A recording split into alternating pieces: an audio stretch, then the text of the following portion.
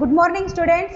Yesterday we completed last year history revision. So now we will turn to our social next part, geography revision. In geography we learned last year total 10 lesson. Our 11th number lesson is our environment. 12 number inside our earth. 13 number the changing earth. Then weather and climates. 15 number water. 16 natural vegetation and wildlife. After that human environment. Then 18 number life in desert regions, life in the tropical and subtropical regions, lesson number 19. 20 number lesson life in temperate grassland. So this much lesson we completed. In our environment we learned the meaning of the natural and human environment. Okay. After that physical environment, progress in our environment, human environment and interactions. After that in the world there are 7 continents. First continent is the Asia, second is the Africa, third is the North America, fourth is the South America, fifth is the Antarctica, sixth Europe continent and last 7th number continent is the Australia continent. And what is the meaning of the continents? Continents meaning continents are the largest land masses on the earth planet, and these largest land masses covered with the water bodies also, like the oceans, seas, river, ponds, lakes, etc. And there are 7 major continents in the world. So one by one every continent's information last year I taught to you or gave to you. After that the 5 oceans of the world. There are 5 oceans in the world. In that first ocean is the Pacific Ocean. Then second number is the Indian Ocean, third number is the Arctic Ocean, fourth number is the Atlantic Ocean and last ocean is the Southern Ocean, which is known as the Antarctic Ocean also. So these are the 5 oceans of the earth. And ocean means what? The largest water body of the earth. This is known as the ocean. And in ocean present the many gulfs, bays. These are the parts of the oceans. So in this lesson we learn oceans and next lesson is the 4 realms of the earth. In this lesson we learned about the earth, and earth is the home of every living things. So on the earth also there is lithosphere, hydrosphere and atmosphere and biosphere.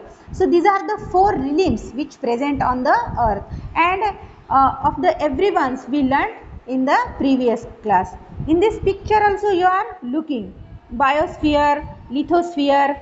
Biosphere color is the green, means vegetation in this biosphere. After that lithosphere. Lithosphere about the earth, means lithosphere means what? The uppermost layer of the earth crust, that is known as the lithosphere. One sphere I am giving now here information. Now only I said to you our earth planet is the home of the every living things. So on the earth there is present the 4 realms. In that first is the lithosphere. And what is the lithosphere? Lithosphere means the uppermost layer of the earth, which we call the crust, that is known as the lithosphere. After that, and in this picture you are looking the lithosphere in brown color. After that then next is the hydrosphere. Hydrosphere refers to that part of the earth which covered with the water bodies such as oceans, seas, rivers and lakes, and frozen water in ice sheets, underground the water and water vapor present in hydrosphere. Understood? What is included in hydrosphere? In hydrosphere included all the part which is covered with the water bodies like the ocean, seas, rivers, lakes and frozen water also. Understood? After that then next is the atmosphere. What is the atmosphere? And in this picture you are looking the hydrosphere in blue color. Okay. So next is the atmosphere. What is the next realm? Atmosphere. Atmosphere means the air which surrounds the earth is called atmosphere. Atmosphere means the air Air is present on the earth, and that's why the life cycle going on the earth. That's why the living things creating on the earth. So air is very important, and the air which is present on the earth or around the earth planet, that is called the atmosphere. So in this picture you are looking the atmosphere in blue color, in yellow color ball indicating the atmosphere. After that, then last is the biosphere. What is the meaning of biosphere? Biosphere means all living organisms exist either on land, water or air, and the narrow contact zone between the lithosphere, the hydrosphere and the atmosphere where life forms exist is called biosphere. Biosphere means what? All living things, means there are many types of the living organisms, and that organisms living on the land, living in the water or living in the air. So means the living organisms present in the hydrosphere, on the lithosphere and in atmosphere also. So these are all connecting to each other, and that's all connected zone is known as the biosphere. So every living species on earth is part of the biosphere. So every living species which is present on the earth, that is the part of the biosphere. So now I gave here short information about the lithosphere, hydrosphere, atmosphere and biosphere, and these are completed last year. In this picture you are looking the torrid zone, temperate zone and frigid zone. In picture green with the green color showed the torrid zone. Torrid zone, this is the hottest zone of the world because this is near the equator, equatorial zone it's located. After that temperate zone, however we are going towards the poles from the equator, so the temperature is decreasing, and that's why on the between the 23 and half degree north to 66 and half degree north, and same as it is in southern hemisphere 23 and half degree south and 66 and half degree south. In this part there is located the temperate zone, and temperate zone atmosphere is moderate type of atmosphere. After that the last zone is the frigid zone. Frigid zone located from the 66 and half degree north to north pole, and in 66 and half degree south to south pole. So this area is known as the frigid zone, and frigid zone atmosphere is completely cold type of atmosphere. The changing earth, in this we learn the earth's movement.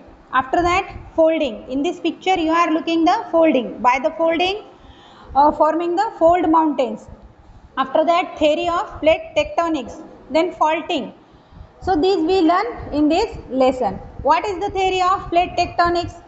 Tectonic plates theory means that is the entire crust is divided into several large slabs or rocks which is called the plates, and these plates include the continents as well as the ocean floor also.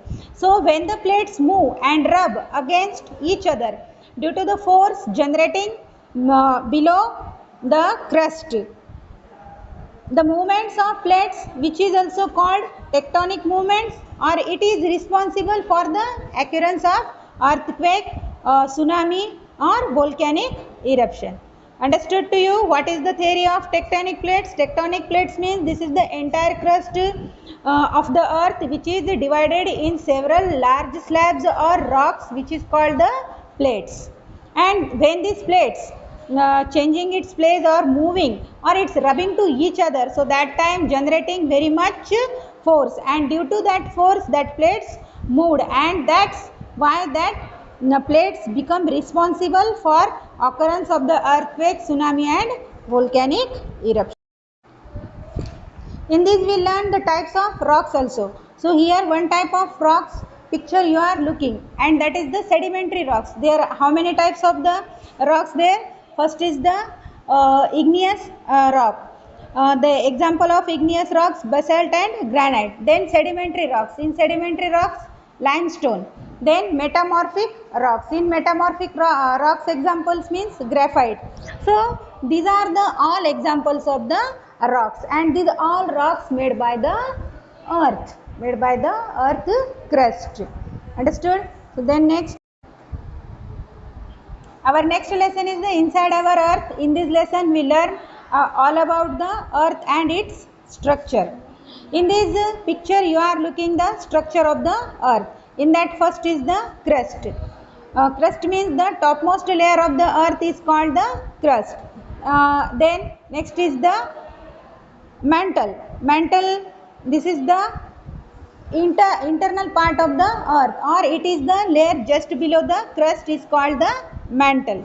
After that, outer core. There are core, and in core there are two types, outer core and inner core. In the picture you are looking, and this is the center of the earth, means core is the center of the earth, but the outer core, that is the upper layer of the core, and next is the inner core. This is the center point of the earth. So these are the structure of our earth, and these are the internal part of our earth. After that, in this lesson we learn the materials of the earth crust. After that, types of rocks and rocks cycle. There are many openings on the earth crust, and through that openings molten materials, which is the inside the earth, and inside the earth there is very much temperature, and because of that temperature many materials melt inside, and from the openings, through that openings, that molten materials coming out of the earth crust in the form of the ash and hot gases, which we call the volcanoes. Okay, so these happens due to the internal pressure. Means why? Because means the molten materials pushes inside the earth force, and it's coming outside from through the opening. So that's this we call the volcanic eruption. And in this you are looking the volcanic mountain.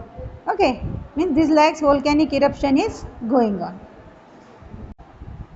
The realm of water. Only 3% fresh water in the form of snow and ice, river and lakes is useful for us. And water is found on the land and underground. So water is constantly moving from the earth's surface into the atmosphere and back again.